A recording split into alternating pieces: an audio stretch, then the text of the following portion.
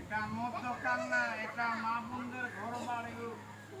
তারা এত মদ খাতে হবে খাল ভরা, তোর মরণ হয়নি